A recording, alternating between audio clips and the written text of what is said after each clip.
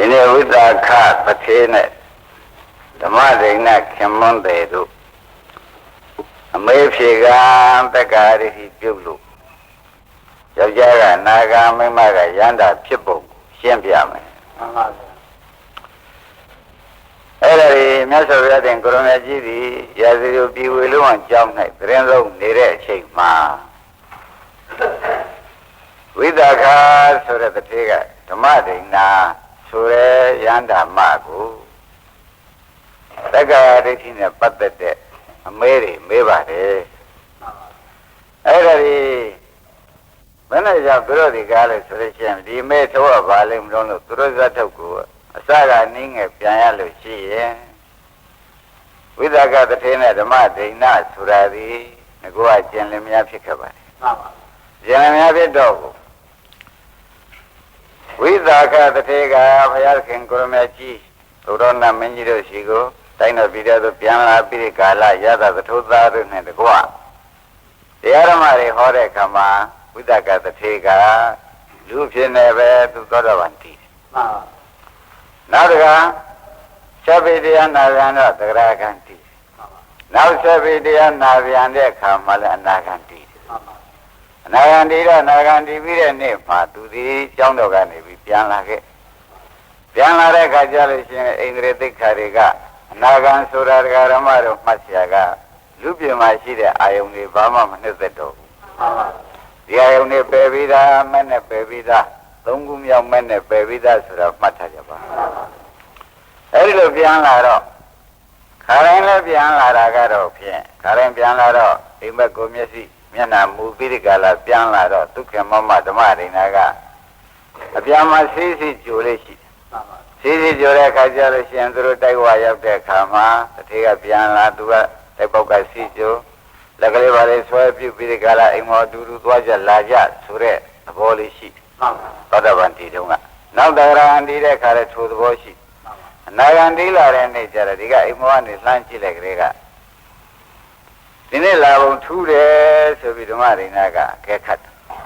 ဂဂဗေထုံးစံတိုင်းသူရှင်းပြီးဒီကလာဝတရားတိုင်းကျူတဲ့ခါမှလည်းဒီပါရီသွားဆွဲတဲ့ခါလဲဆွဲမခံတော့ဆွဲမခံတော့ဘာကြောင့်ပါလိမ့်မလဲဆိုတဲ့တွေးလုံးနဲ့သာသူစောင့်ပြီးဒီကလာအိမ်မော်ရောက်အောင်သာလိုက်သွားကြအိမ်မော်ရောက်တဲ့ခါကျလို့ရှိရင်လည်းသမင်းစားဖို့ပြုဖို့ပြင်တဲ့ခါမှာ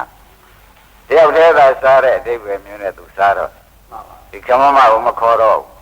နောက်ညရဝင်တဲ့ခါမှလည်းထိုးတူပဲလွတ်လပ်တဲ့နေရာသွားပြီးတန်ရှင်းတဲ့ယူစင်းတဲ့ဝတ်တွေကိုခင်းပြုပြီးဒီကလာအိတ်တော်တယ်အဲဒီကလေးအိတ်တော်ခொနည်းကတရေတော်ဖြစ်တဲ့ဓမ္မဒိဏကအော်အမူအရာတော့ဖြင့်တော်ထူးနေပြီငါဘောမလုံးမကြလို့လားတို့မဟုတ်သူတစ်ပါးသောပုဂ္ဂိုလ်နဲ့အလုံးမကြလို့လားအလုံးမကြမှုတစ်ခုခုရှိလို့သာလင်ဤကဲ့သို့သောနေမှုတိုင်မှုမျိုးအရှင်ပြန်ပြောင်းတာပဲဆိုပြီးတော့တန်တရားနဲ့ပဲနေတယ်မှန်ပါဗျာနောက်တရားနဲ့နေတဲ့အခါလဲထိုနည်းတူပဲစကားဓမ္မပြောလိမ့်မယ်ပြည်သွားရင်ပြောမှာပဲဆိုတဲ့အိဗယ်မျိုးနဲ့စောင့်ဆိုင်နေတဲ့အခါမှာလည်းဘာမှနှီးနှောခြင်းပြောဆိုခြင်းခင်မမနဲ့မရှိတော့ဘူးမှန်ပါဗျာအဲ့ဒါတွေကလို့ဆိုရင်ကာမရာဂနုတ္တိယဆိုတဲ့လောဘတွေပယ်ပြီးသားဖြစ်တဲ့တွေ့ဒီကဲတော့အနေထိုင်ထူးခြားတဲ့ဆိုတာတရားဓမ္မတွေမှတ်ဖို့ပဲမှန်ပါဗျာအဲ့ဒါတွေ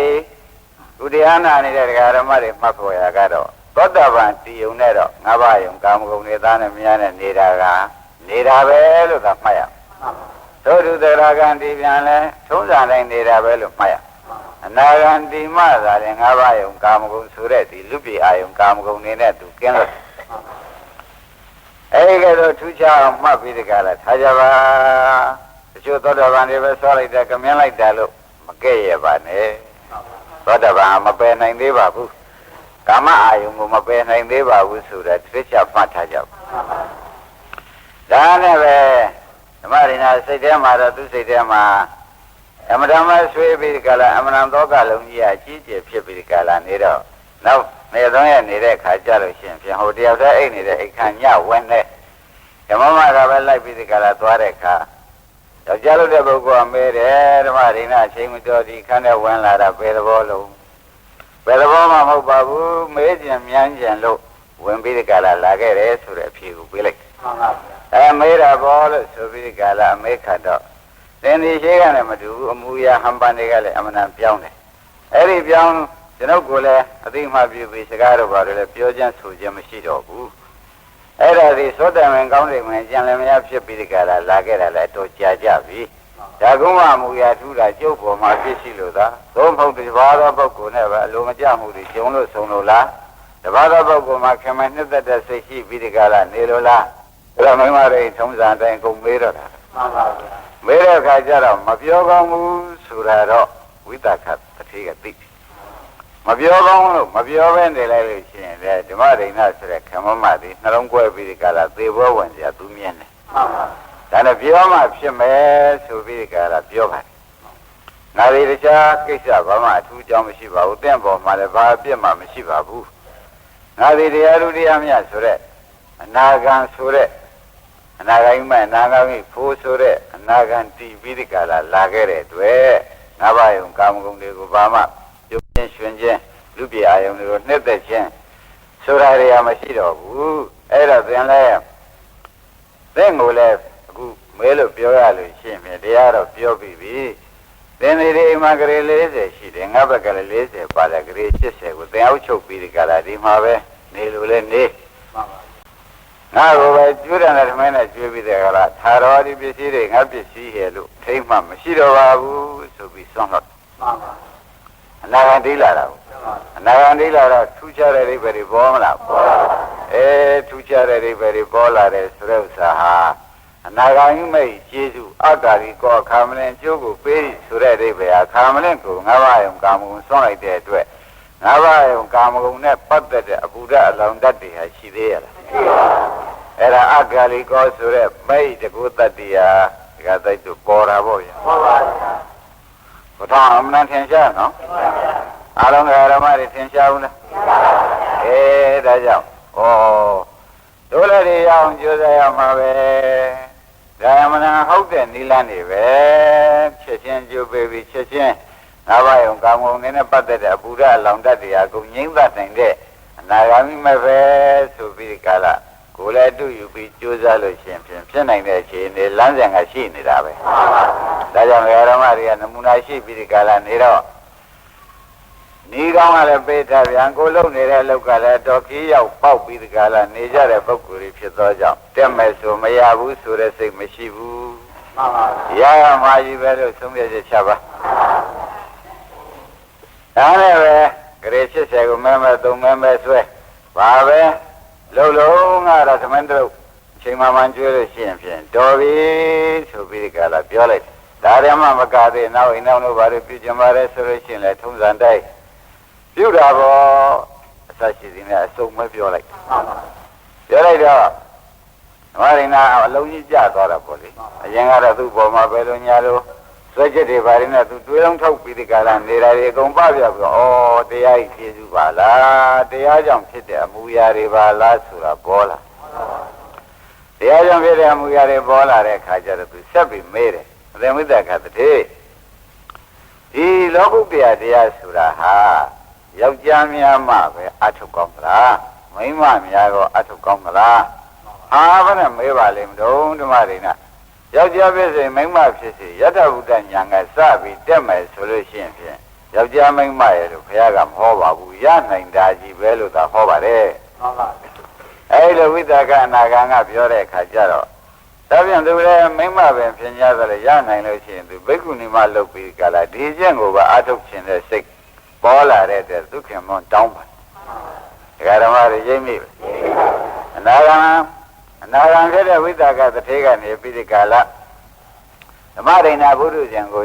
မိမပင်ဖြစ်냐ဆိုလည်းယထဗုဒ္ဓညာကစပြီးဒီကလာတက်မယ်ဆိုလို့ရှိရင်ဖြင့်သတ္တဗံသရဂနာဂံယန္တာဆိုတာဖြစ်နိုင်တာကြီးပါပဲဘုရားကယောက်ျားမိန်းမမရွေးပါဘူးဟုတ်တိုင်းမှဆိုကျင့်တဲ့ဉာဏ်ကိုရလို့ဉာဏ်စဉ်တိုင်းတက်သွားကြမယ်ဆိုရင်ဒီကိစ္စပြည့်ကြစရန်ဆိုတဲ့ဥစ္စာဘုရားဟောတော်မူပါတယ်ဒါကြောင့်သင်္ကာဒီကဲတော့ဒီရှိတွေလည်းမကင်တော်ပဲနဲ့တရားဓမ္မကိုပဲကြိုးစားပြီးဒီကာလဘိက္ခုနီမလှုပ်ချင်ပါတယ်ဆိုလို့ရှိရင်ဖြင့်ငါကရှင်သင့်ပဲဒါကိုပဲမပြောကြံလို့သာနေရတယ်လုံးမယ်ဆိုလို့ရှိရင်အထူးဝမ်းမြောက်ပါတယ်ဆိုတာဝိသကတထေကဝမ်းမြောက်သောစိတ်နဲ့ပဲပြောလိုက်ဒါနဲ့ပဲညပြောပြီးမနေ့ကြတဲ့ခါကျတော့ရှင်မင်းရှိသွားပြီးဒီကလာ ချိန်မတော်သွားမနဲ့ဆောဆောသွားလိုက်တဲ့အခါရှင်မြင်းကအာဝိတကတည်းဒီနေ့လာပုံတည်းထူပါလားဘယ်နဲ့ကြောင့်မှဒီချိန်ကြီးတွေရောက်လာပါလဲတခြားမဟုတ်ပါဘူးရွှေသန်းရင်ကြီးလိုချင်လို့ပါပဲရွှေသန်းရင်ကဘာကိစ္စပါလိမ့်မလို့ကျွန်တော်ဤခေမောမဓမ္မရိနာကဘိက္ခုနီမလှုပ်ဖို့ရသူသဘောတူတယ်လို့မင်းညာကပြောတဲ့တဲဘိက္ခုနီမထံကိုရွှေသန်းရင်နဲ့ထမ်းပြီးဒီကလာပို့ဖို့ပါပဲဟာရပင်ယူသွားရှင်မင်းကလည်းရွှေသန်းရင်ကြီးဆွမ်းတော့ပြီးဒီကလာပေးလိုက်ပေးလိုက်ပြီးဒီကလာဆွေရမျိုးတွေနဲ့တခါတည်းဘိက္ခုနီမဖြစ်ရွတ်ဆောင်ဖို့ရနန္ဒရေနဲ့ချိုးပြုပြီးဒီကလာတမန်ရှင်းရှင်းနဲ့ဘိက္ခုနီမကြောင့်ရွှေသန်းရင်နဲ့ထမ်းပြီးဆွေရမျိုးတွေနဲ့တိုက်ဝိုင်းပို့ကြတာပေါ့ဗျာမှန်ပါဗျာပို့ကြပြီးဘိက္ခုနီမလှုပ်ဘိက္ခုနီမလှုပ်ပန်တော့လေတရားဓမ္မတွေကတော့နေရာကြပါရဲ့နာရလည်းနေရာကြဘုံသိရလည်းနေရာကြပါရဲ့တို့တော့ဘုံတံမခံနိုင်ပဲဖြစ်နေတယ်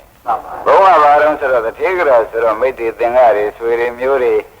အလုံးစုံကတကားတဲ့ကုညီတောက်ပံပေးကြကံကြလူကြဒါတွေအကံပိရိကာရနေရတာနဲ့ပဲ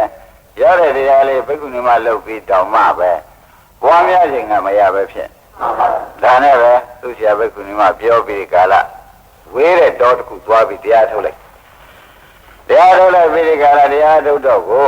ပါရမီရင်တန်တဲ့ပုဂ္ဂိုလ်လည်းဖြစ်ပြန်ဆန္ဒကလည်းပြင်းပြပြန်ဖြစ်ပြန်တော့တရားကလည်းနာပြီးသားဖြစ်နေပြန်တော့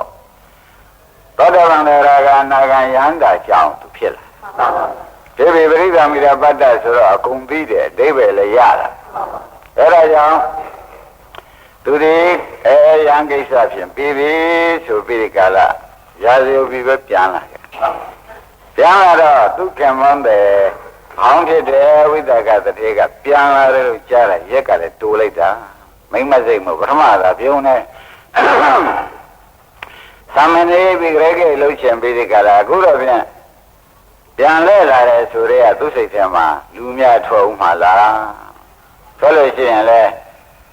သူ့အတွက်ကတခါဆောက်ရှောက်မှဝတရားကရှိနေပြန်တော့ဆွေးရိမ်မှုနဲ့ပဲတဲ့သူဓမ္မရိနာပြန်လာတဲ့ရှိပဲဝိတကတတိကသွားလိုက်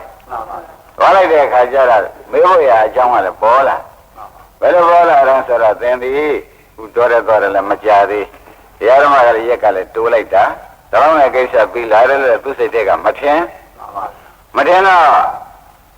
လူထွက်ချင်တော့လားလို့မေးရမှာလဲပညာရှိသဘောမှမသိရောက်ဘူးဒီလိုမေးတော့မကောင်းဘူးအဲ့တော့ပု္ပ္ပာမေးမှပဲပု္ပ္ပာတွေကနေပြီးဒီကလာသူ့ကြောင့်တွေးယူမှသာလင်လူရင်းကြတော့မယ်ဆိုပြီးပု္ပ္ပာမေးတယ်ဒါကြောင့်ဓမ္မရိနာကရဟနာမနော်မေးတဲ့ယောက်ျားကအနာဂါဆိုတော့အောက်တစ်ဆင့်ကြတော့ပေါ့ဗျာဒါနဲ့သူလူတော်ကျန်တော်လားလို့မေးဖို့ရမမေးကျင်တာနဲ့ပဲရှင်ဓမ္မရိနာသက်ကာယဆိုတာဘာတော့သက်ကာယဆိုတဲ့ဥစ္စာဘယ်အိဗယ်ကိုသက်ကာယလို့ခေါ်ပါတော့ဘယ်တရားကိုသက်ကာယလို့ခေါ်ပါတော့မေးလိုက်တော့ဟောပရိသမိရပတ္တယန္တာဆိုတော့သာဝေဒယန္တာနော်တခါလေယန္တာဖြစ်နေတဲ့ပြင်လေစာရီကုံပေါ်လာပြီအကုန်တတ်တော့တာပဲအထူးသင်နေတဲ့စာမဟုတ်တော့ဘူးဆူတောင်းနဲ့ပြည့်တဲ့စာလို့မှတ်ကြပါအဲ့ဒီကတော့မေးလိုက်တဲ့အခါကျတော့အသင်ဝိတကသက်ကာယဆိုတာပိစုပါရနဲ့ခန္ဓာ၅ပါးကိုဆိုတာပါလောကီခန္ဓာ၅ပါးကိုဆိုတာပါလို့ဖြေလိုက်အဲ့တော့ဒကာဓမ္မတွေအဲ့ဒီထဲမှတ်เสียကဒုက္ခခန္ဓာ၅ပါးလောကီခန္ဓာ၅ပါးပါလားဒါသက်ကာယလို့ခေါ်တာပါလားလို့ဆိုတာခင်ဗျားတို့ကအသာယူပြီးမှတ်ပါ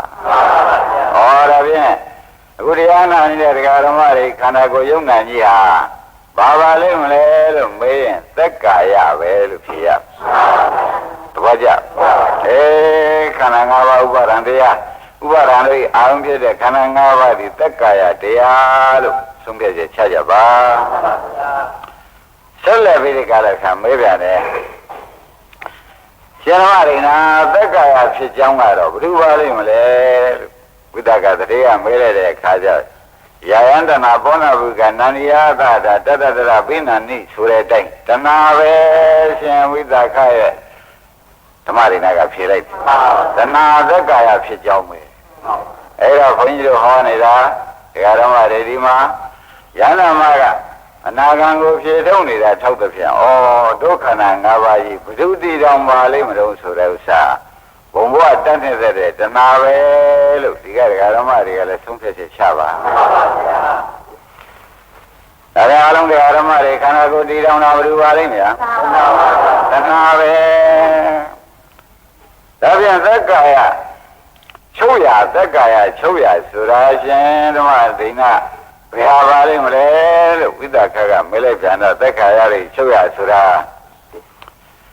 သက္ကာယောတဏှာယအဘိဓဝိရကနိယောဂောသာဂောပရိနိဒေကောမုတ်တိနာလျောဆိုတဲ့အတိုင်းတဏှာရိသေယချုပ်ရငြိမ်းရဖြစ်တဲ့နိဗ္ဗာန်ဟာသက္ကာယတွေချုပ်ရပဲအဲဒီကြတော့ယုံနာပါသေးရလား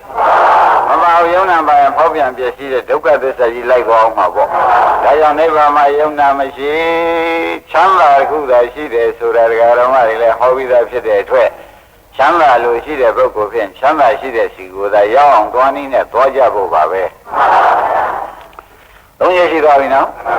ဒါနဝိသကာတွေကဆက်ရမေးရသက်ကာယတွေချုပ်ရချုပ်ကြောင်းအကျင့်ရှင်မတွေနာမရှိပါအောင်လို့ဆိုတော့မဲခင်၈ပါးပဲတခါကြီးကမဲခင်၈ပါးကိုပွားများကျင့်ကြံကြိုးကုပ်အားထုတ်လိုက်လို့ရှိရင်ဖြင့်သက်ကာဖြစ်ကြောင်းသမုဒိယသေး၍အကြောင်းတွေသောကြောင့်အကြောင်းယုံနာတွေချုပ်ပြီးဒီကလာသက်ကာယတွေချုပ်ရနိဗ္ဗာန်ရောက်တော်တာပဲမဲခင်၈ပါးကပွားများရင်ရောက်ပါတယ်ယန္နာမကဖြေလိုက်ဒါကြောင့်ဘုန်းကြီးတို့ဓမ္မတွေအခုကြိုးစားနေတာဘာပါလိမ့်မလို့လို့တွေးမနေတဲ့တော့မဲခင်ပွားများနေကြတာဒါကြောင့်သက်ကာယတွေချုပ်ရနိဗ္ဗာန်ဆိုတာကြီးဟာခမည်းတော်ပွားများမှုသည်ရောက်ဖို့မဲ့ပွားများမှုလို့ဆုံးဖြတ်ချက်ချပါတေဖို့တန်ဗျယန္နာမကဖြေတော့နာဂံကမေးတာတခါတည်းမှားเสียမှောက်เสียတလုံးမှမပါဘူးနောက်ဆုံးပြီဘုရားရှိသူဆုံးပါလေဦးမယ်ဝိသကရောက်ပါလေဦးမယ်ရောက်တဲ့အခါကျတော့ဘုရားကလည်းထောက်ခံချက်ပေးပါလေဦးမယ်မေးပေးပါလေဦးမယ်ဘုရားကလည်းထောက်ခံချက်ပေးပါလေဦးမယ်ဒါနဲ့ဒကာဓမ္မတွေခင်ဗျားတို့လုံနေတဲ့လှုပ်ရှင်ဟာသက်ကာယချုပ်အောင်လုံနေတဲ့လှုပ်ရှင်မလားသက်ကာယဖြစ်ကြောင်းလည်းချုပ်မယ်သက်ကာယလည်းချုပ်မယ်မဲခင်ပွားများနေတဲ့ပုဂ္ဂိုလ်တွေသက်ကာယဖြစ်ကြောင်းလည်းချုပ်၍သက်ကာယလည်းချုပ်၍ဟုတ်လားသက်ကာယတွေနောက်ဘာမှဗာမရမရှိအောင်ချုပ်တဲ့နိဗ္ဗာန်ဆိုတာကြီးကိုဒကာဓမ္မတွေမဲခင်၈ပါးဒီပွားများတဲ့ပုဂ္ဂိုလ်တိုင်းမှာပဲမရောက်မရှိဘူးရောက်အောင်ပါတော့ကြဒါပြန်ဒကာဓမ္မတွေပွားများနေတဲ့လူဟာသက်ကာယချုပ်ကြောင်းကျင့်နေကြတာပေါ့ဩဒီဒကာဓမ္မတွေဗာများလုံနေကြပါလိမ့်မလို့ဆိုတော့ဗာမရမရှိပါနဲ့တော့သက်ကာယတွေချုပ်ကြောင်းအကျင့်နေကြတာတော့ကြသက်ကာယဆိုတဲ့ယုံနာတို့ချုပ်ကြောင်းကျင့်နေကြတာပဲလို့ကိုလည်းဆုံးဖြတ်ချက်ချပါရှင်းမလားရှင်းပါဒါကြောင့်ဓမ္မတွေအလုံးလုံးနေတဲ့အလုပ်တွေကားလို့ဆိုလို့ရှိရင်ဖြင့်တကယ်ရဟန္တာဖြစ်တဲ့အလုပ်တကယ်သောတာပန်သရဂံနာဂံဖြစ်တဲ့အလုပ်ဖြစ်ပြီးဒီကာလနေသောကြောင့်ဒုက္ခသိင်းငြိမ်းတဲ့အလုပ်ဟာဒုမဂ္ဂင်၈ပါးပွားများနေတဲ့ယုံနာဖြစ်ပြပေါ်မှာပွားများနေတဲ့အလုပ်ပါလားလို့ဆိုပြီးယုံကြည်နဲ့ကြိုးဆဆလုပ်ပါယုံကြည်နဲ့ကြိုးစားလုပ်ပြီးဆိုမှဖြင့်ဒီလမ်းပေါ်ရောက်နေတဲ့ဥစ္စာဒီမျိုးတော့ဆိုင်မှာပဲဒီလမ်းပေါ်ရောက်နေတယ်ဆိုတာကသိကြနေတာဒီမျိုးဟာဖြည်းဖြည်းနဲ့မြန်ပဲတကသိရောက်အောင်ပါအဲ့တော့ဘာမှတန်ရမရှိနဲ့မဲခင်လုံးနဲ့တော့ပေါ်များပြီးသွားကြပြီတော့ဆိုတာဖြင့်ခင်ဗျားတို့လမ်းပေါ်တင်ပေးထားဖို့ဆရာဘုန်းကြီးကလမ်းပေါ်တင်ပေးထားတော့ကိုတဲ့ဒီလမ်းကိုပြလိုက်လို့ဟောဒီလမ်းပေါ်ရောက်အောင်ပဲဆရာဘုန်းကြီးကတင်ထားတော့ဒကာဓမ္မတွေကဒီလမ်းတိုင်းကိုညာနဲ့ကိုလျှောက်ကြပြီတော့ဘာလို့ဆိုတော့မမှားနိုင်တဲ့လမ်းလည်းဖြစ်တယ်ရောက်ရဌာနကြီးကလည်းထင်ရှားရှိတယ်ဒါပေမဲ့လမ်းလည်းမမှား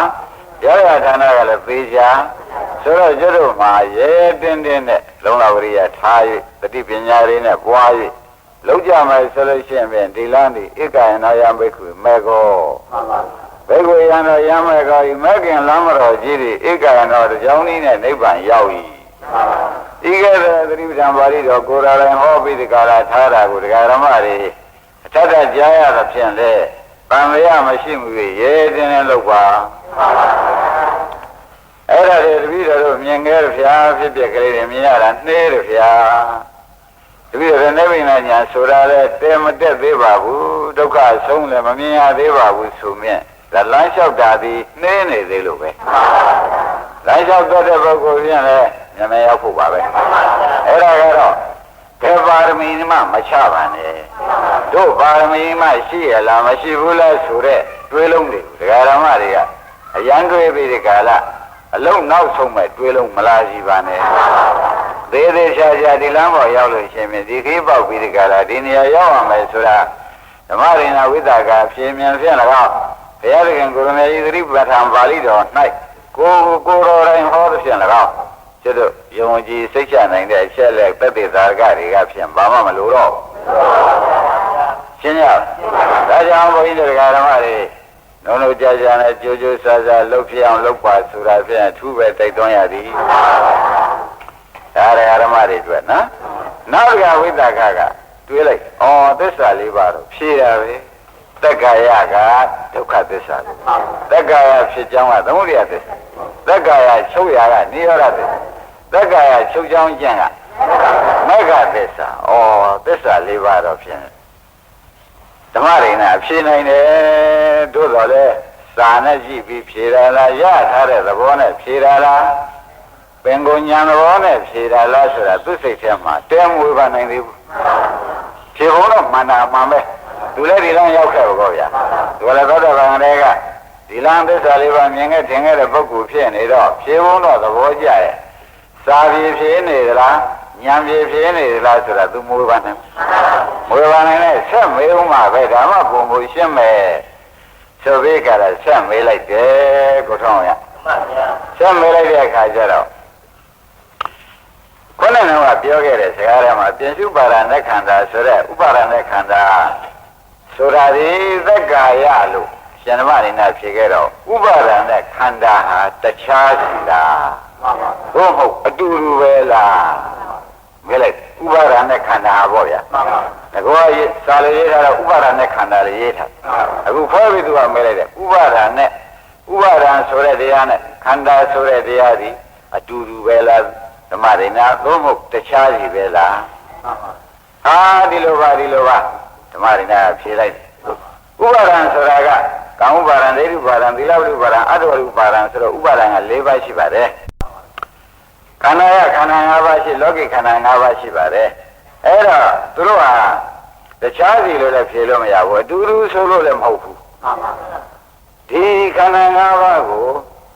ဥပါဒံဆိုတဲ့တရားနဲ့နှစ်သက်ပြီးဒီကလာနေခဲ့လို့ရှင်းဖြင့်ဒါဥပါဒณะခန္ဓာဖြစ်တာပဲမနှစ်သက်ခဲ့လို့ရှင်းဖြင့်ဥပါဒณะခန္ဓာမဖြစ်ဘူးဒီလိုဖြေလိုက်မတည့်ထူးခြားပါလားတည့်ထူးခြားပါလားဆိုတာဓမ္မတွေဘုန်းကြီးရှင်းပြကိုယ်ခန္ဓာ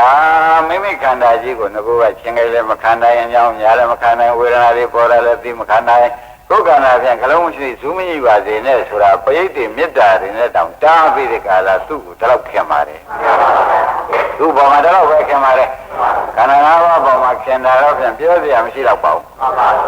ဟုတ်လားအမွေးဝင်ကျွတ်တောင်မခံနိုင်ဘူးဆိုတဲ့အိဗယ်မျိုးတောင်မှတစ်ခါသုံးလိုက်သေးတယ်ကိုယ်ခန္ဓာ၅ပါးကိုမခင်ဘူးလားအဲ့ဒီခန္ဓာ၅ပါးကိုခင်တဲ့ဥစ္စာကတော့တဏှာအဲ့ဒီတဏှာကြီးရင်လာတဲ့အခါကျတော့ဥပါဒံဖြစ်ပါတယ်အဲ့တော့ခန္ဓာ၅ပါးဥပါဒနာရှုပြီးဒီကလာနေတဲ့ပုဂ္ဂိုလ်ကြတော့ဒီခန္ဓာကြီးဟာအနိစ္စခန္ဓာကြီးညင်းငွေစရာခန္ဓာကြီးဒုက္ခသစ္စာခန္ဓာကြီးသူတွေကားလို့ဆိုလို့ရှိရင်ဖြင့်ဒုက္ခကိုသာပေးနေတဲ့ခန္ဓာကြီးဖြစ်လေသောကြောင့်သူ့ပေါ်မှာခင်ဗျာမင်းတရားတကွက်တစ်စက်မှမရှိဘူးလို့ဆိုတဲ့ဉာဏ်ပေါ်လာတဲ့အခါကျလို့ရှိရင်ဖြင့်တဲ့ဓမ္မတို့ဥပါဒณะခန္ဓာမဟုတ်တော့ဘူးဆွဲလန်းတဲ့ခန္ဓာဟုတ်သေးရဲ့ဒီခန္ဓာကြီးဘယ်တော့ချပါမလို့ဘယ်တော့ဆွမ်းရပါမလို့ဆိုပြီးဒီကလာသူစိတ်ထဲမှာခန္ဓာစွန့်ကျင်တဲ့သဘောကပါတယ်ခန္ဓာခင်တဲ့သဘောနည်းနည်းပါသေးရဲ့အဲဒီကဲလို့ခန္ဓာပေါ်မှာခင်တဲ့ဆန္ဒမရှိလို့ရှိရင်ဖြင့်တဲ့ဥပါဒณะခန္ဓာမဟုတ်တော့ဘူးခင်တဲ့ဥပါဒံရှိနေသေးလို့ဆွဲလန်းတဲ့ဥပါဒံရှိနေသေးရင်ဖြင့်ဒါဥပါဒณะခန္ဓာလို့ဆိုရမှာပဲသဘောကျဒါကြောင့်ဓမ္မတို့ ဂရမတို့လုံးလုံးနေတဲ့ခါကျတော့ပထမရှိဥစွာဖြစ်ပြမြင်အောင်ကြိုးစားပါလို့ဆရာဘုန်းကြီးကဝေဒနာတွေတွေ့ပြီးဖြစ်ပြမြင်အောင်ကြိုးစားပါဆိုပြီးကြတာခိုင်းတာခိုင်းပါဆိုရဲလို့ခိုင်းတာဒီတခြားကြောင့်ခိုင်းတာမဟုတ်ဘူးတဲ့ကိုယ်ခန္ဓာမဟုတ်ကြောင်းကောင်းကောင်းသိအောင်လို့မခင်တဲ့စိတ်ဒီဆွဲလန်းတဲ့စိတ်ဒီပြည့်ပြည့်သွားအောင်လို့ဟောရခြင်းဖြစ်တယ်သဘောကျအဲ့ဒါကြောင့်နိဗ္ဗာန်ရောက်ကြောင်းတရားကောင်းအစ်ကိုရှားခြင်းကြလို့ရှင်ဖြင့်ဒီခန္ဓာပေါ်မှာခင်မှုဆွဲလန်းမှုသိရင်ရောက်တော့တာပဲလို့သာဆုံးဖြတ်ချက်ချဒီကံမှာပေါ်၌ခင်မှုဆွဲလန်းမှုချုပ်ငြိမ်းသွားရင်ပါတော့နိဗ္ဗာန်ရောက်တာပဲခန္ဓာရှိတယ်လေရောက်တာပဲခန္ဓာမရှိလေရောက်တာပဲသဘောကျဒုက္ခကရင်ကင်းငြိမ်းတဲ့နိဗ္ဗာန်ဆောင်ရကိလေသာတွေချုပ်ရငြိမ်းရသိရဖြစ်တဲ့နိဗ္ဗာန်အဲ့ဒါဒီကားလို့ဆိုရင်ဒကာဓမ္မတို့ဒီခန္ဓာခင်းနေတဲ့ပုဂ္ဂိုလ်ဆွဲလန်းနေတဲ့ပုဂ္ဂိုလ်မရောက်ဘူးခန္ဓာမခင်းတော့ပါဘူးမဆွဲလန်းတော့ပါဘူးဆိုတာဖြင့်ဒကာသက်ဧကံရောက်တကယ်ရောက်ဘာမှခံရမရှိနဲ့အဲ့ဒါဒကာဓမ္မတွေဘုန်းကြီးကသင်တာပွားများကြဇံပါခန္ဓာဖြစ်ပြပွားများကြဇံပါဆိုတာဥပါဒณะခန္ဓာမဖြစ်အောင်လုပ်နေတာကိုဆွဲလန်းတဲ့ခန္ဓာမဖြစ်အောင်လို့ဘုန်းကြီးကမဂ္ဂင်နဲ့ပွားများပါလို့ခိုင်းနေတာကိုဆိုတာကိုလည်းယနေ့ရှင်းရှင်းလင်းလင်းမှတ်ပါပွားများပါဆိုတာဒီကရမရင်းမိဗလားဘယ်အကျိုးငါပါလိမ့်မယ်ခန္ဓာကိုဆွဲလန်းတာကဥပါဒณะခန္ဓာအဲဒီမဆွဲလန်းမှုကြီးအကုန်ချုပ်ငြိမ်းရုပ်သိအောင်လို့ဆွဲလန်းစရာမရှိတဲ့ဥစ္စာကိုဆွဲလန်းပြီးဒီကလာနေသောကြောင့်မဆွဲလန်းရအောင်လို့ညံသွန်းပေးလိုက်ညံသွန်းပေးလိုက်တဲ့အခါကျတော့ဆွဲလန်းတဲ့တဏှာဥပါဒณะကချုပ်တဲ့အခါကျတော့ဟိုးတဲ့ခန္ဓာကြီးရှိပြီးဒီကလာနေ냐တဲ့ကျွတ်တို့ခန္ဓာကိုဆွဲလန်းတဲ့တဏှာဥပါဒณะချုပ်တဲ့အတွက်သောဥပါရိသေသနိဗ္ဗာန်ဆိုတာရောက်ပါတယ်ဘုရားဗောဓိပင်နဲ့ရွှေပလင်ပေါ်မှာငါနိဗ္ဗာန်ရောက်တယ်နိဗ္ဗာန်ရတယ်ပြောတာခန္ဓာရှိသားပဲသို့တော့ဒီခန္ဓာသူမဆွဲလန်းဘူးဆွဲလန်းလေမဆွဲလန်းတဲ့အတွက်နိဗ္ဗာန်ရောက်နေတာပဲအာယုံသွားဖြင့်မြင်နေတာပဲဆိုတာအာရုံတရားဓမ္မတွေကဆုံးဖြတ်ချက်ချလာတယ်ရှင်းမလားဒါရင်ဒါဖြင့်ဥပါဒณะခန္ဓာကြောင့်ဥပါဒณะခန္ဓာနဲ့ဟာဆွဲလန်းရင်ဖြင့်ဥပါဒณะခန္ဓာဖြစ်မှာပဲမဆွဲလန်းရင်ဒါကြောင့်ဥပါဒณะခန္ဓာနဲ့ဟာတခြားစီလားအတူတူပဲလားဆိုတော့တခြားစီလည်းမဟုတ်ဘူးအတူတူလည်းမဟုတ်ဘူးဆွဲလန်းလို့ရှိရင်ဖြင့်ခန္ဓာနဲ့ဥပါဒณะတွေကားလို့ဆိုလို့ရှိရင်ခန္ဓာကအာယုံဆွဲလန်းတဲ့ဥပါဒณะအာရမဏိကဖြစ်နေတာပဲတဲ့နောက်ဥပါဒနာဉာဏ်တွေမဉာဏ်တွေနဲ့ဖြတ်တောက်ချလိုက်တဲ့အခါကျတော့ဆွဲလန်းတဲ့တဏှာသေးတဲ့အခါကျတော့ဥပါဒณะခန္ဓာမဖြစ်တော့ဘူးအနုပါဒณะခန္ဓာဖြစ်တော့တယ်သဘောကျလားဒါပြန်ဓမ္မတွေအထုတ်တဲ့အခါကျတော့ဒုဘယ်ရှင်တွေရောက်မှကိစ္စပြီးမှပါလိမ့်မလို့မေးတဲ့အခါကျတော့အထုတ်စဉ်တိုင်းအထုတ်လို့ခန္ဓာပေါ်မှာဘာမှမငဲ့မတွေ့ပဲနဲ့တဒုက္ခသစ္စာနှိစ္စတဲ့ခန္ဓာကြီးပဲမင်းဖြင့်ခင်တွယ်နေလို့အပူပဲဆိုတဲ့မဉ္ဇဉ်တွေဝင်လာလို့ရှိရင်ဒါခန္ဓာပဲရှင်ရတော့လေဥပါဒณะခန္ဓာမဟုတ်တော့ဘူးဟုတ်လားဆွဲလန်းတဲ့ခန္ဓာမဟုတ်ဘူးမဆွဲလန်းတဲ့ခန္ဓာထုံးစံရထားတဲ့ခန္ဓာသာဖြစ်တော့တယ်သူ့အတွက်ကြောင်းကြစိတ်ဖို့ခန္ဓာမဟုတ်တော့ဘူးသူ့အတွက်စိတ်ပြာပါရကတ်တဲ့ခန္ဓာရောအဲ့ဒီလိုဖြစ်အောင်လို့တကယ်တိုက်တွန်းနေကွာကိုတော်အောင်တို့ကဒီခန္ဓာရှိပင်ရှိ냐တော့လည်းမဆွဲလန်းပဲနဲ့တဏှာဥပါဒံချုပ်သွားမယ်ဆိုရင်ဒါခန္ဓာရှိ냐တော့လည်းဒီပုဂ္ဂိုလ်နိဗ္ဗာန်မျက်မှောက်ပြုနေတာနိဗ္ဗာန်ရတာပဲခန္ဓာရှိရနေတဲ့နိဗ္ဗာန်အဲ့ဒီလိုဆုံးဖြတ်ချက်ချလိုက်သမှာကောင်းပြီဒါပြန်ဥပါဒณะခန္ဓာရှင်းသွားပြီနော်ဒါနဲ့ဆုံးဖြတ်ချက်တော့သူကောင်းကောင်းတော့မချသေးဘူးဝိသကကသူကမ္မမှာသူတွေ့ကျင်လို့ပြန်လာကြတာအခုမေးတာတွေကဖြင့်မေးတဲ့အတိုင်းဖြေလိုက်တာတွေကဖြင့်တကယ်ပဲပညာရှိသဘောအရိယာသဘောသက်ရောက်နေပြီတို့ဆိုမေးတဲ့လက်စနဲ့ပဲဆက်မေးဦးမယ်အကုန်စင်သိအောင်ဆိုပြီးယမဓမ္မရိနာသက်ကာယဒိဋ္ဌိသက်ကာယဒိဋ္ဌိဆိုတာကိုရှင်းပြစမ်းပါသက်ကာယဒိဋ္ဌိသက်ကာယဒိဋ္ဌိဆိုတာတခြားမဟုတ်ပါဘူးတခါကြီးဟာသက်ကာယဒိဋ္ဌိဆိုတဲ့ဥစ္စာကရုပ်ကိုငါထင်ဝေဒနာကိုငါထင်ပညာကိုငါထင် သင်္ခါရဆိုတဲ့စေနာတွေငါထင်စိတ်ကိုငါထင်အဲ့ဒီလိုအကြောင်းနာပါမရှိအရိယာတို့ကိုမိဝဲရှိကတဲ့ပုဂ္ဂိုလ်လည်းမဟုတ်ဆရာသမားကောင်းစီမှာလည်းသုတ္တမယနဲ့ကြောင်းနာပါလည်းမရှိတဲ့ပုဂ္ဂိုလ်ကလည်းရုပ်ဟာငါပဲဝေဒနာငါပဲပညာရောငါမှတ်ထားတာငါစားကောင်းတယ်ငါခန္ဓာအဲ့ဒီကဲတော့ငါစိတ်ဆိုပြီးကြလားရုပ်ကိုငါဝေဒနာငါပညာငါသင်္ခါရကိုငါဝိညာဉ်ကိုငါဆွဲလို့ရှိရင်ဖြင့်အဲ့ဒါသက္ကာဒိဋ္ဌိပါပဲသဘောကျကြသက္ကာဒိဋ္ဌိဆိုတာခန္ဓာ၅ပါးငါထင်လို့ရှိရင်ခန္ဓာ၅ပါးငါထင်တဲ့ဒကာဓမ္မတွေမှန်လို့ရှိရင်ဖြင့်ဒါသက္ကာဒိဋ္ဌိဆုံးဖြတ်ချက်ချာသဘောကျအဲ့တော့ဒီသက္ကာဒိဋ္ဌိကဘာတော့လို့မေးတဲ့ခါကြလို့ရှိရင်ရုပ်ကိုငါထင်တယ်ဆိုလို့ရှိရင်ဖြင့်ဒကာဓမ္မတွေငါကတော့ဟောပြီးသားဖြစ်ပြီးဒီကရနေတော့ရုပ်နဲ့ငါနဲ့ဟာတပါးလည်းမနေဘူးလားရုပ်ဟာငါပဲရုပ်သည်ပင်လည်းငါပဲဝေဒနာသည်ပင်လည်းသင်ညာသည်ပင်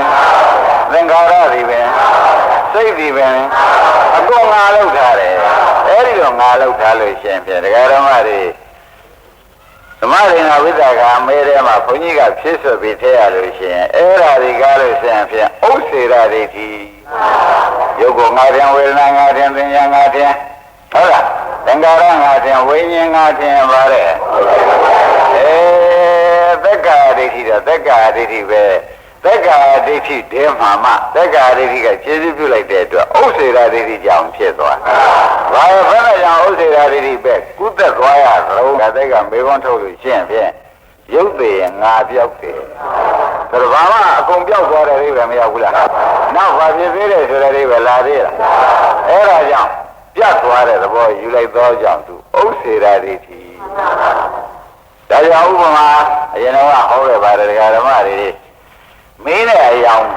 မကွဲတဲ့ပုဂ္ဂိုလ်ဖြစ်နေမင်းတွေအယောင်ချုပ်တာပဲဆိုတော့မင်းကပူတာအယောင်ကလင်းတာမဟုတ်လားဒကာဓမ္မတွေ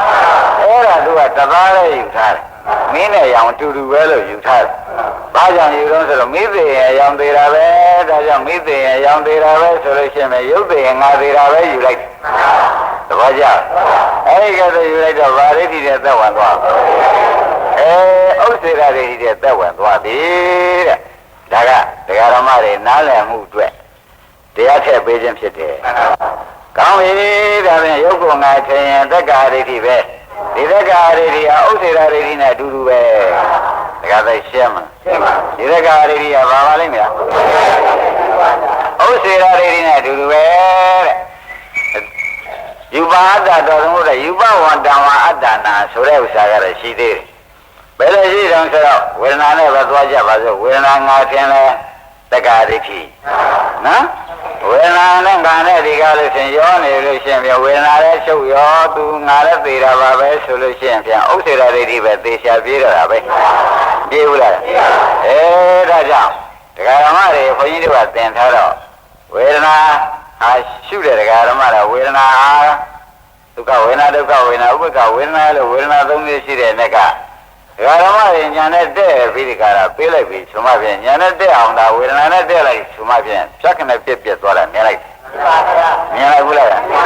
အဲ့ဒါငါမပိုင်ငါမဆိုင်လို့ပြက်တာမသေးကြဘူးလားအဲ့ဒါဝေဒနာကိုငါလို့ယူသေးရလားမယူတော့ဘူးအနတ္တလို့ယူလိုက်အနိစ္စဒုက္ခအနတ္တလို့ယူလိုက်တယ်ဒါကြတဲ့အဲ့ဒီလိုဘုန်းကြီးတို့ဒကာဓမ္မတွေကြတော့ဒီကဲတော့ညာနေဆရာဘုန်းကြီးကပေးထားတဲ့အခါကျတော့သက္ကာဒိဋ္ဌိဖြစ်သေးရလားဥစ္စေရဒိဋ္ဌိကိုဖြစ်သေးရလားဒိဋ္ဌိစင်သွားတယ်ဒါကြောင့်ဖြစ်ဖြစ်ရှုတဲ့ဒကာဓမ္မတွေကြတော့ဝေဒနာဖြစ်ဖြစ်ရှုတဲ့ဒကာဓမ္မတွေကြတော့ဒကာရဖြစ်ဖြစ်ရှင်းနာတယ်ဖြစ်ရှင်းနာတယ်ပြတ်သွားတာမြင်လိုက်တော့ဝေဒနာတွေငါမပိုင်ငါမဆိုင်တဲ့အတိတ်ပဲရှင်းမသွားဘူးဝေဒနာငါလို့ဆိုလို့ရသေးရင်တော့ငါနာတယ်ဟုတ်လားငါကောင်းတယ်ငါအလတ်စားရှိတယ်လို့ဝေဒနာငါထင်နေလိုက်သေးအခုတော့ထင်သေးရလားညာနဲ့ရှုလိုက်တဲ့အချိန်ကျတော့ကတည်းကပြက်ပြက်သွားတာလေးပျောက်ပျောက်သွားတာလေးမမြင်ရတော့ဘူးအဲဒါကြောင့်ကျွတ်တို့ပါဒီလိုပြက်ပျောက်သွားတာမြင်တဲ့ဒကာရမမှန်လို့ရှိရင်ဖြင့်သက္ကာရိဋ္ဌိကပြုတ်တယ်ဒါငါမဟုတ်ဘူးအတ္တမဟုတ်ဘူးအနတ္တပါလားဆိုတဲ့ဥစ္စာကမပြောဘဲနဲ့ပြီးမ အနတ္တလို့မပြောရပါဘူးရှင်းရင်ပြောက်တာမြင်လိုက်တော့မပိုင်မဆိုင်လို့ပြောက်တာပဲဆိုတာခင်ဗျားတို့သိပြီးသားဖြစ်ပါလိမ့်မယ်အဲ့တော့မပိုင်မဆိုင်တာပါခေါ်ကြပါမယ်ဟောဒါကြောင့်ဝေဒနာအတ္တလားအနတ္တလားမရင်ဘယ်နဲ့ဖြစ်ကြဒီဒကာဓမ္မတွေကတော့ဝိပဿနာရှုနေတဲ့ဒကာဓမ္မတွေကတော့သက္ကာဒိဋ္ဌိပြုတ်ပြီးဒကာကညာထဲမှာရှုကြိုက်မှာတခါလည်းပြုတ်နေတာပဲကဲသက္ကာဒိဋ္ဌိပြုတ်တော့ခေါင်းကဥစ္စေရာဒိဋ္ဌိတွေသတ္တရာဒိဋ္ဌိတွေလာသေးဒါဖြင့်ဒိဋ္ဌိရှိမှပယ်သွားရတာဒကာသိဒိဋ္ဌိမရှိတော့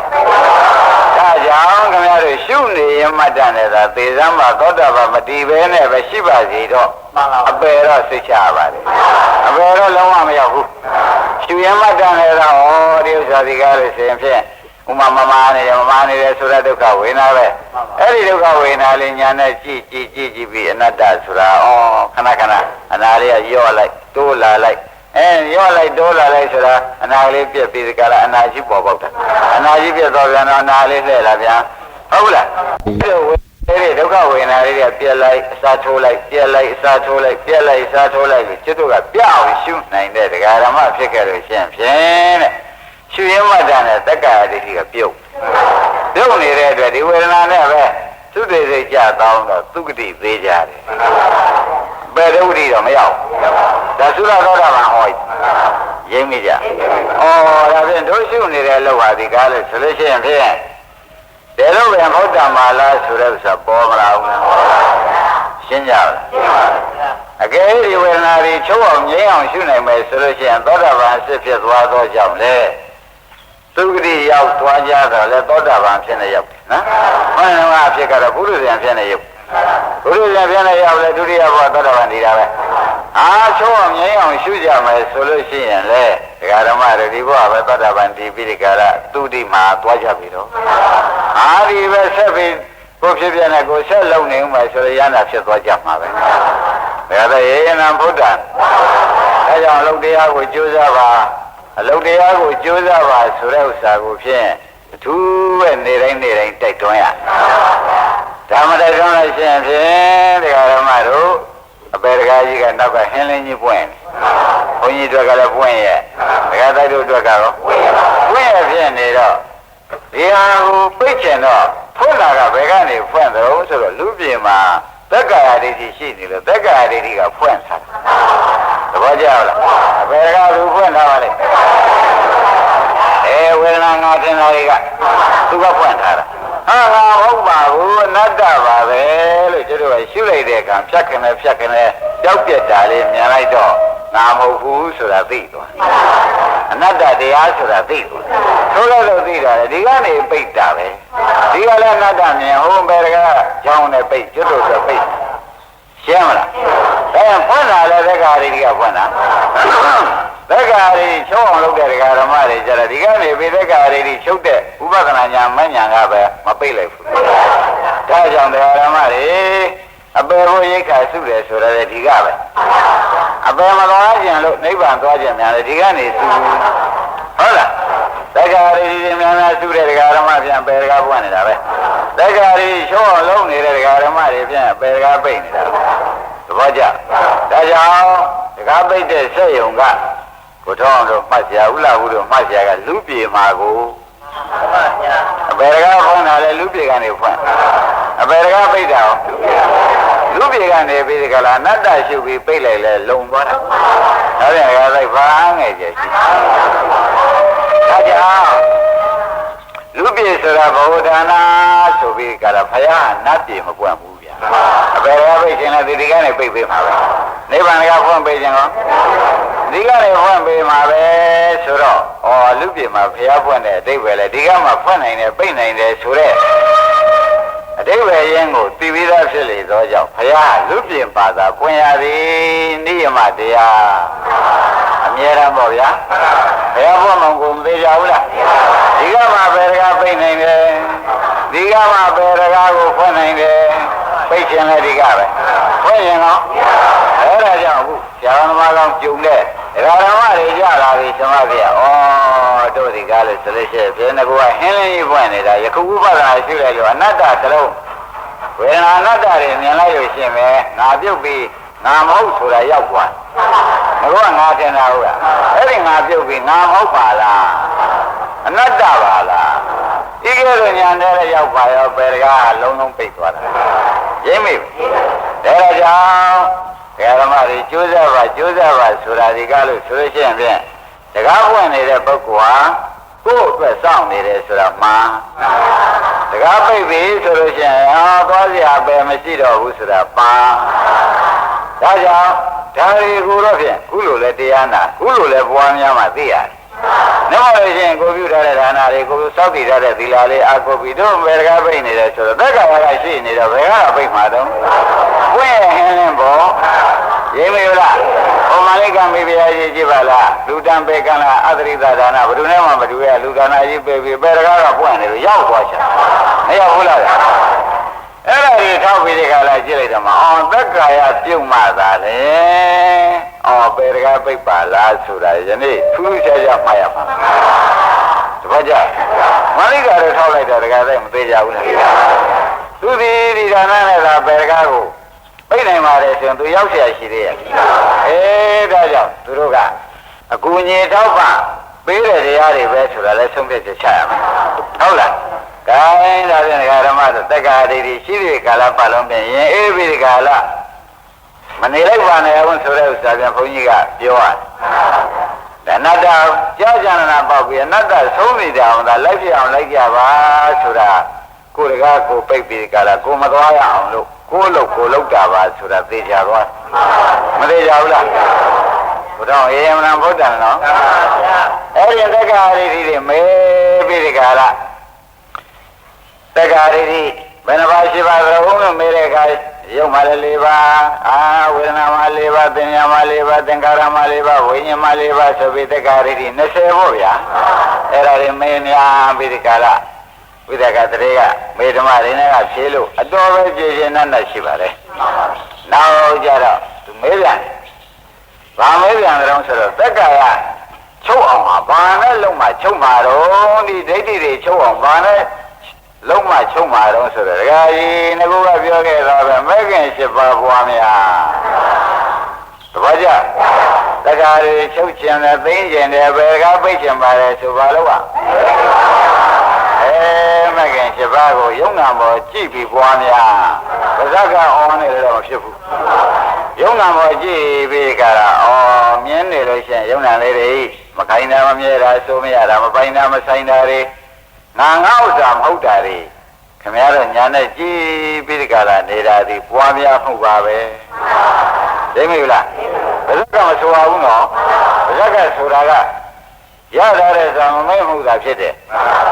ညာနဲ့မြင်ပြီးဒီကလာထပ်ပြန်တယ်လည်းမြင်တဲ့အမြင်ကိုပွားများမှုလို့ဆိုသည်ကိုတောင်းကျင့်납ပလားဒါရင်ဒါနဲ့တက္ကရာချုပ်အောင်မဲခင်7ပါးဒါပြန်မဲခင်7ပါးကိုဘယ်လိုများဝေဖန်ရပါသလဲလို့ဆိုပြီးဒီကလာဝိသကတရေကမေးပြန်တော့ဓမ္မရိဒကဖြေရှားတာပေါ့ဗျာမဲခင်7ပါးမှာလည်းတကကြီးသီလမဲခင်3ပါးသမာဓိမဲခင်3ပါးပညာမဲခင်က2ပါးရှိတယ်အဲ့ဒီလိုမဲခင်ဒီလိုဝေဖန်ရတယ်အမနန်ထက်ပါလားသမာဝါစာသမာကမ္မနာသမာဓိဝဆိုတာသီလမဲခင်တကကြီးသမာဝါယမဆိုတဲ့သမာဓိသမာသမာဓိဆိုတဲ့သုံးခုကသမာဓိမဲ့ခင်ဟုတ်လားသမာဓိသမာသင်္ကပ္ပကပညာမဲ့ခင်အဲ့လိုဝေဖန်ပြလိုက်တော့ဒါဖြင့်မဲ့ခင်7ပါးပွားများနေတဲ့ပုဂ္ဂိုလ်မှာသီလသမာဓိပညာစုံလို့ပါလားဒါကြောင့်ဓမ္မတွေအချိန်အတိုင်းပွားများလို့ရှိရင်သီလဆောက်တည်ပြီးသားသမာဓိတည်တော်ပြီးသားပညာနဲ့ရှုပြီးသားဆိုတဲ့အဓိပ္ပာယ်တကသရေတစ်ချက်ကုတ်3ချက်ပြတ်ဖြစ်သွားတယ်ခင်ဗျားတို့ပွားများနေတဲ့အချိန်မှာသီလလည်းလုံးနေသမာဓိကလည်းတည်လို့မြင်တာပေါ့ဗျာမတည်ရင်ဖြစ်ပြမြင်မှာအဲ့တော့သီလသမာဓိဆုံးတော့မြင်တာကပညာထည့်လိုက်တော့ဟုတ်လားသီလကလုံခြုံပြီးသားသမာဓိကတည်ကြည်ပြီးသားဖြစ်ပြမြင်တာကပညာဆိုတော့သီလသမာဓိပညာဆိုတဲ့မဂ္ဂင်7ပါးကစုံသွားတော့ကြအဲ့ဒီကတော့မဂ္ဂင်7ပါးစုံပြီးဒီကလာသွားတဲ့အခါကျတော့ကိုတဲ့ခင်ဗျားတို့ဒီ မဲခင်7ပါးဒီကားလို့ရှိရင်ကိလေသာမာရင်တော့ကိစ္စရီမေကောဆိုရင်ကိလေသာတပ်ပြီးနိဗ္ဗာန်ရသူသာသွားရတဲ့တရားပါကလားဆိုတော့ဥစ္စာဆုံးဖြတ်ချက်ချလိုက်အဲဒီတော့မဲခင်7ပါးမဲဖြေလို့ပြီးဒီကားလားရှင်းဆက်ပြီးဒီကားလားမေးပြန်တယ်တဲ့ဘယ်လိုများမေးလိုက်တော့ရှင်မဓမ္မရိဏဝေဒနာပဲမျိုးရှိတုံးဆိုပြီးကျွတ်တော်ဟောနေကြစီရောက်လာတာဝေဒနာတခါကြီးဟာဒုက္ခဝေဒနာဒုက္ခဝေဒနာဥပေက္ခဝေဒနာဒါပဲရှိပါတယ်ကောင်းပြီဒါပြန်ဒုက္ခဝေဒနာဒုက္ခဝေဒနာဥပေက္ခဝေဒနာလို့သုံးပါးရှိတယ်ရှင်းတတ်ပါပြီဒုက္ခဝေဒနာမရှိရင်ဒုက္ခဝေဒနာဘယ်လိုရှုရမှာတော့ဒုက္ခဝေဒနာဘယ်လိုရှုရမှာတော့ဥပေက္ခဝေဒနာဘယ်လိုရှုရမှာတော့ဆိုဒုက္ခဝေဒနာဆိုတာဖြစ်တော့ချမ်းသာတယ်လို့ပြတ်တော့ဒုက္ခပါပဲဒုက္ခဝေဒနာတော့ဖြစ်တော့ဆင်းရဲပြီးပြတ်သွားတဲ့အခါကျတော့ရှုတဲ့ပုဂ္ဂိုလ်ချမ်းသာပါတယ်ဥပေက္ခဝေဒနာဉာဏ်ရှိတဲ့ပုဂ္ဂိုလ်တော့ဒုက္ခသဘောတောင်ရောက်ပါတယ်သဘောကျအဲ့ဒီလိုရှုလိုက်ပါဆိုတော့ဒုက္ခဝေဒနာလည်းခင်ဗျားတို့ဖြစ်ဖြစ်ရှိဦးမယ်ဒုက္ခဝေဒနာတော့ဥပေက္ခဝေဒနာဒါပဲရှုပါတဲ့ရှုလိုက်ပါတဲ့ဖြစ်ပြီးပြတ်တဲ့တရားပါပဲလမ်းဆုံးပါပဲဒီလိုဓမ္မရိဏကဖြေပြီးဖြားမယ်လိုက်ကဲရှင်မ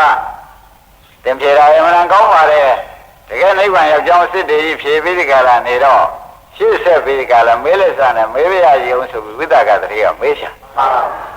အဲ့ဒီဒုက္ခဝေဒနာရှုတော့ဘယ်နုတ္တရသေးသလုံးဒုက္ခဝေဒနာရှုတော့ဘယ်နုတ္တရသေးသလုံး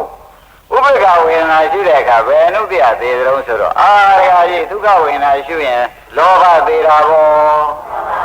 ကာမရာဂနုတ္တရသေးတာပေါ့ဒုက္ခဝေဒနာရှုတော့ဒေါသပဋိက္ခသေးတာပေါ့တခါကြီးကဥပေက္ခဝေဒနာရှုတော့မောဟသေးတာပေါ့ဒါတွေဘုန်းကြီးတို့ကဒကာဓမ္မတွေအခုဖောက်တယ်ချပြီးဒီကရာပေးတယ်လားရိမ့်မိဗလားဒါပရိသမီရပတ္တယန္တာမကဖြေတာဆိုတော့ဒီတရားတဲခိုင်လုံးတဲ့တရားပါလားဟုတ်ကြိုးစားရင်ဗျာဟုတ်ကိုခီးပေါက်မဲ့တရားပါပဲဆိုပြီးခင်ဗျားတို့ကိုယ်တိုင်ကြိုးစားလို့လည်းထိုက်တန်တော့မပေါက်လားဗျာအဲ့ဒါဒီဝိတုတွေကလာတာရိမ့်မိဗလားဒုက္ခဝေဒနာမရှိလို့ရှိရင်ဒုက္ခဝေဒနာဖြစ်เสียတဏှာလို့ဘုန်းကြီးဟောတယ်ဒုက္ခဝေဒနာမရှိရင်ဒုက္ခဝေဒနာဖြစ်เสียဒေါသဥပေက္ခဝေဒနာမရှိရင်ဥပေက္ခဝေဒနာဖြစ်เสียမောဟမလားဘူးလားအဲ့ဒါရှုလိုက်တဲ့အခါဒုက္ခတွေ့ဒုက္ခရှုဒုက္ခတွေ့တော့ဥပေက္ခဝေတွေ့တော့ရှုလိုက်တဲ့အခါကျတော့ဖြစ်ဖြစ်ကြီးတွေ့ပြီးဒီကလာနေတယ်ဆိုတော့ဘယ်လောဘရောဒေါသရောမောဟရောကျွတ်တို့ကတွေ့ရင်ရှုနေပေါ့ဒီသုံးခုလာနိုင်သေးရဲ့လားလောဘဒေါသမောဟတွေချုပ်ရငြိမ်းရသိရနိဗ္ဗာန်ဆိုတာရောက်မှရောက်ပါမလားဆိုသူတို့သိရင်ရောက်တာပေါ့သူတို့သိရင်ရောက်တာပဲဆိုတော့ကျင်납ဒါဖြင့်ကျွတ်တို့လုံနေတဲ့အလုပ်ဒီကားလို့ဆိုဖြင့်အတွင်းရန်သူတတ်တဲ့အလုပ်ပါလားကျွတ်တို့အတွင်းမှာရန်သူရှိနေတယ်လောဘဒေါသမောဟအတွင်းရန်သူပဲအဲ့ဒါဝေဒနာပေါ်တိုင်းရှုနေတဲ့ပုဂ္ဂိုလ်ကတော့အတွင်းရန်သူတတ်ပြီးဒီကလာနေတဲ့ပုဂ္ဂိုလ်တွေလို့မဆိုနိုင်ဘူးလားဒါဖြင့်ဓမ္မတို့အပြင်ရနဲ့အတွင်းရဘယ်အခါကြောက်เสียကောင်းအဲ့ဒါအတွင်းရသာနေသည်ကိုဆရာဘုန်းကြီးကပေးပြီးဒီကလာနေပြန်တော့လေဩတို့မှာဗျအန္တရာယ်ကင်းလို့ဘေးရှင်းဆိုတာဒီလိုမှပဲအတွင်းရရှင်းမှာပါလားသဘောကျအန္တရာယ်ကင်းလို့ဘေးရှင်းတာတကားလိုက်ပေါ်လားအတွင်းရကြောက်เสียကောင်းဆုံးဟာအတွင်းရပဲဝေဒနာမရှိလို့လာတာဟုတ်ဗျဝေဒနာရှိရင်မလာပါဘူးဓမ္မတွေဗျအဲ့ဒီတော့ဒုက္ခဝေဒနာရှိရင်လောဘဆိုတဲ့တွင်ရသေးပြီဒုက္ခဝေဒနာရှိရင်ဒေါသဆိုတဲ့တွင်ရဥပ္ပကဝေဒနာပေါ်တိုင်းရှိလိုက်ရင်မောဟဆိုတဲ့တွင်ရသူသေးတော့ကောင်းဆောင်ကြီး၃ယောက်သေးတော့တရားတရား1500ကိလေသာဆိုတော့သူတို့ကပွားတာပါကောင်းဆောင်တွေပြုတ်တော့နောက်လိုက်တွေအပိုင်းပိုင်းလဲတာပေါ့ဆိုတော့ပိုင်းလဲတဲ့အလုပ်ဒီကားလို့ဆိုလို့ရှိရင်လှုပ်တိုက်တယ်လှုပ်ကောင်းတယ်ဆိုပြီးဒီကာလတရားဓမ္မတွေကအထူးတလဲပဲကြိုးစားလိုက်လို့ရှိရင်ဖြင့်ရာဂဒေါသမောဟိကိုယ်ရနိဗ္ဗာန်ဆိုတာဟာဝေဒနာရှုတဲ့ပုဂ္ဂိုလ်အများဆုံးရောက်မရောက်ဘူးလားဒါကြောင့်ဝေဒနာရှုတဲ့ပုဂ္ဂိုလ်အများဆုံးရောက်မှဖြစ်ပြီးဒီကာလနေတော့ကျွတ်လုံနေတဲ့နေ့ဒီဝိသကကမဲလို့ဓမ္မဒေနာကဖြေးပြန်တော့လေဝေဒနာနဲ့ပဲသူလက်ဆက်ပတ်တဲ့အတိတ်ပဲရှင်းမနေဘူးလားအမှန်ရှင်းပါတယ်အမှန်ရှင်းပါတယ်အဲ့ဒီကဝေဒနာနဲ့ခင်ဗျားတို့လည်းအခုကမ္မထာများရှာပြီးဒီကလာမနေပဲနဲ့ကိုယ်ခန္ဓာရဲ့ဝေဒနာသုံးပါးသာလှည့်ရှုပြီးဒီကလာနေကြလို့ရှင်းဖြင့်လူရကိစ္စ ခမရတို့တောင်းနေတဲ့စုဟာပြေပြီးသားဖြစ်မှာမမရင်ပြေပါမလားဒါရင်အမှန်ဘုဒ္ဓံရောင်ကောင်းကောင်းသိပလားအဲ့ကဲဆိုဝေဒနာတွေကိလေသာလာပုံနဲ့ကွာကိလေသာပြတ်ပုံတည်းတခါလေဝိသကကမဲလို့ဓမ္မဒိဏကဖြေလိုက်တယ်မဲ့ခင်တွေကိုလည်းသီလသမာဓိပညာနဲ့ဝေဖန်ပြီးဖြေလိုက်တာတွေအများကြီးပါတော့ဟုတ်လားအဲ့ဒါတွေရှင်းလင်းပြီးဒီကလာနေတော့ဩဝိသကကတွေးသေးသေးချာချာပဲသာသနာပေါ်မပြောလို့ပြန်လာတော့မဟုတ်ဘူးသူ့ရဲ့ထက်နေဘူးပေါ့ဗျာရန္တာသက်သက်ပဲပရိသမီရပတ္တရန္တာဖြေတာပဲဒီဥစ္စာအမှန်ဘုဒ္ဓံတဲ့တရားနိဗ္ဗာန်ပေါရောက်တဲ့တရားကိုဖြေရှာတာဖြစ်ပါတယ်ဆိုပြီးခါလာသူစိတ်ထဲမှာအမှန်ကျင်တဲ့သစ္စာလေးပါးအစမေးလိုက်ဘူးပေါ့ဗျာသစ္စာလေးပါးဆိုတာကတကယ်တိုက်တော့ဖတ်ရမှာလူတိုင်းဖြေနိုင်တဲ့အလုပ်မဟုတ်ဘူးတပည့်ကြလူတိုင်းနဲ့သစ္စာလေးပါးနဲ့ဆိုလို့ရှိရင်ဘယ်လိုရတာအမှန်တော့ဖြေနိုင်ဘူးအဒီတော့ပရိသမီရပတ္တယန္တာလည်းဖြစ်ပြီးကြလာနေတော့သူစမ်းလိုက်ကြတဲ့ကသစ္စာကနေစမ်းတာတက္ကာယဆိုတာဒုက္ခသစ္စာတက္ကာဖြစ်ကြောင်းကသမုဒိယသစ္စာတက္ကာယချုပ်ရကနိဗ္ဗာန်နိရောဓသစ္စာတက္ကာယချုပ်ရချုပ်ကြောင်းခြင်းကမေဃသစ္စာအဲ့ဒီသစ္စာလေးပါးကစပြီးမေးလာတော့ခုဝေဒနာမှာလဲဝေဒနာသုံးပါးမရှိရင်ပဲလို့ရှိရင်ပဲလို့ကြအောင်ပဲဝိသကတရေကမဲလို့ဓမ္မရိနာကဓလုံးမကြအမှန်ကြီးဖြေပြီးဒီကလာသွားတော့တယ်ဆိုတာလည်းခင်ဗျားတို့သိသားမသိသေးဘူးလားအဲ့တော့ဘုဒ္ဓံပြီးဒီကလာနေတော့သူစိတ်တဲ့ဝိသကတရေကအတော်လေးရှင်းတတ်တော့အတော်လေးရှင်းတတ်ပြီးဒီကလာသူရှင်မကိုလူသက်ရှင်လို့လားဆိုတော့မဲလုံးမဲကုန်းကိုမေးစရာမရှိတော့ပညာရှိပညာနဲ့ပဲစမ်းလိုက်ကြတာစမ်းလိုက်ကြတဲ့ကဟိုကအာသောကုံနဲ့အဓိပ္ပာယ်ကြီးဖြေနေပြီဟုတ်လားအာသောကုံနဲ့အဓိပ္ပာယ်ကြီးဖြေနေတော့တခါတည်းရှင်းလဲနေပြီလူတို့ကျင်တော့မဟုတ်ဘူးပေါ်သေးဘူးလားအဲ့ဒီတော့ရှင်းလာတော့ဒါပြန်လဲရှင်မရိနာအမှန်ကျေးဇူးများပါတယ်ဆိုပြီးယောက်ျားလုပ်တဲ့ပုဂ္ဂိုလ်ကလက်ရရဲ့သုံးပါလှည့်ပြီးဝှချရသေးတယ်ဝှချပြီးဒီကလာမှသူနဲ့ခေါင်းကလိုက်လာတဲ့ဥပဒက900တွေဟာဓမ္မရိနာရှိကနေပြီးဖရာရှိသွားကြဖရာရှိသွားတဲ့ကဘုရားသခင်ကိုရမကြီးဓမ္မရိနာနဲ့အမေးဖြေလောက်တာဝိသကသတိကလျှောက်တာပေါ့ဗျာလျှောက်တဲ့အခါကျတော့ငါ့ရှိသမီးဖြေတာတွေဟာကွာတဲ့အမတန်မှန်ပါတယ်အမတန်ဟုတ်ပါတယ်အမတန်မှသစ္စာစိုက်တဲ့တရားတွေဖြစ်ပါတယ်အကယ်၍သူရှိမမေးပဲနဲ့ငါရှိမေးလို့ရှိရင်ဒီတိုင်းငါဖြေရမှာဟောဘုရားထောက်ခံချက်ပေးလိုက်သူရှိတော့မမေးပဲနဲ့ငါရှိမေးလေပါလေ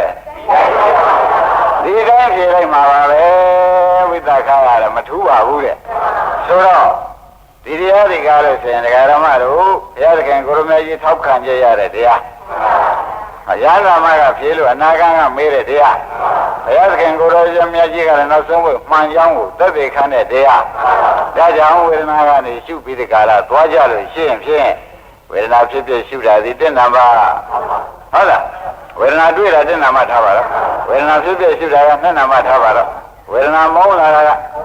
သုံးနာမလားထားတော့ဒီဝေဒနာတွေကိုတခါလဲဆုံးအောင်ပဲငါတို့ဒီလိုက်ပါတော့မယ်ဆိုပြီးဒီကာလဖြစ်ဖြစ်ဆုံးအောင်လိုက်လို့ရှိရင်ဖြင့်မဖြစ်မပြတ်တာတော့တွေ့ရမှာမတွေ့ရဘူးလားတွေ့ရမှာသိကြရမဟုတ်လားအဲ့ဒါဒကာဓမ္မတွေညာတွေကလည်းရှင်ဖြစ်ဖြစ်ဆုံးတာဒီဒုက္ခဆုံးတာကမှတ်ပါတော့ဟုတ်လားဖြစ်ဖြစ်ဆုံးတာပါဆုံးတာပါဒါပြန်ဒုက္ခဆုံးတဲ့ရှိခင်ဗျားတို့ညာမရောက်ပြီဘူးလားဒါပဲလေလိုက်လို့ဆုံးတာပါလဲမလို့ဆိုတော့ဝေဒနာဆိုတဲ့ဖြစ်ဖြစ်ကနေလိုက်တာပေါ့ဗျာဝေဒနာဖြစ်ဖြစ်ကနေကင်လိုက်တဲ့အခါကျဝေဒနာဆုံးဝါဒုက္ခဆုံးကိုခင်ဗျားတို့ကိုယ်ပိုင်ကိုယ်ဆိုင်ညာနဲ့ပဲတွေ့ကြတယ်ဒါကလည်းမတွေ့ရဘူးတွေ့ရတဲ့အခါကျတော့ဖြစ်ဖြစ်ကတော့ဆုံးသွားတာကဒုက္ခသစ္စာဆုံးတဲ့နေရာလေးတွေ့ရတာကနိရောဓသစ္စာသူဆုံးရင်လို့ဆုံးတာမဟုတ်ပါဘူးဆိုတာလေသက္ကာယဖြစ်ကြောင်းသမုဒိယသစ္စာချုပ်လို့ဖြစ်ဖြစ်ချုပ်ရရှာတာ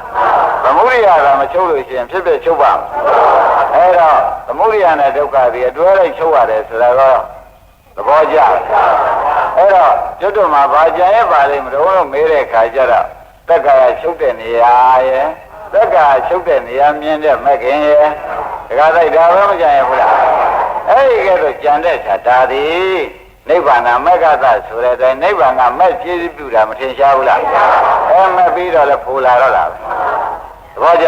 အဲ့တော့ကိုလာရင်သောတာပန်တည်တာပဲအာမယမနဆက်ပြီးကတည်ခြင်းတည်ဆက်ပြီးဖြစ်တဲ့ကစားအောင်မယ်ဆိုသရကတည်တာပဲဒီမတ်တွေအစဉ်တိုင်းလာမှာပဲဒဂရိုင်းမဲ့အစဉ်တိုင်းလာမှာနောက်ဆက်လက်ပြီးကလည်းဖြစ်ဖြစ်ကနေစပါအောင်မယ်ဆိုရင်ဖြင့်သရဂံတည်ပြီးသောပုဂ္ဂိုလ်ကအနာဂံပဲရမှာပဲအာနာဂံနဲ့တင်းမတိမ်သေးပါဘူးဖြစ်ဖြစ်ကပြန်စပါအောင်မယ်ဆိုလို့ရှိရင်ဗျာရတ္တမေရတ္တဖို့ဆိုတဲ့ရန္တာဖြစ်မှာဒီဖြစ်ဖြစ်ကပြန်စရမှာရေးမရဘူးဒါလည်းဓမ္မတွေဒီသလန်းနဲ့ဒီရိုးတွေကနေပြီးကာရသာဒီနိဗ္ဗာန်ရှိတဲ့ရှိအပေါက်ရောက်သွားမယ်ဆိုရင်ဖြင့်ဘယ်သူတော်မှစောင့်ပြီးကာရမနေဘဲနဲ့ညာနဲ့သာသွားအဲ့ဒါလည်းဓမ္မတို့မဲ့ခင်ညာနဲ့သွားလို့ရှိရင်မရောက်မရှိဘူးဆိုတော့ရေးမိဗလားမဲ့ခင်ညာနဲ့သွားရင်ဧကံရောက်ရမယ်ဒါကြောင့်နိဗ္ဗာန်ကိစ္စရီဒီမဲ့ကောမဲ့ခင်7ပါးဒီနိဗ္ဗာန်နိဗ္ဗာန်ကိုကိစ္စရီသွား၏ဆိုတော့မဲ့ခင်7ပါးကခန္ဓာရဲ့ရှိရင်ဖြင့်နိဗ္ဗာန်ရောက်သွားမဲ့တရားဝန်ထဲမှာရှိသောကြောင့်မရောက်မရှိဘူးဆုတောင်းနေတယ်သဘောကျကဲယနေ့ဒီရင်တော်ကြ